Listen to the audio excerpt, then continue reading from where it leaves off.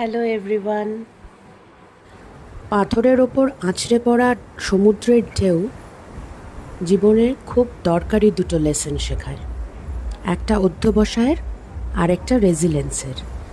ঠিক যেমন ঢেউ অক্লান্তভাবে উপকূলে বারবার আছড়ে পড়ে, জীবনেও প্রচুর বাধা থাকলেও এগিয়ে যাওয়াটাই কিন্তু আমাদের কাজ।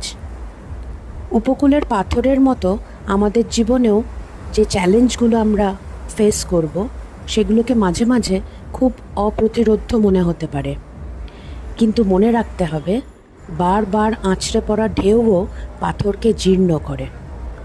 অধ্যবসায় চ্যালেঞ্জগুলোকে অতিক্রম করার শক্তি দেবে আমাদের। ঢেউ শেখায় বিপত্তিগুলি অস্থায়ী, সফলতা আসবেই যদি সংকল্প অটল থাকে। সবার শুভ হোক, সবার মঙ্গল হোক।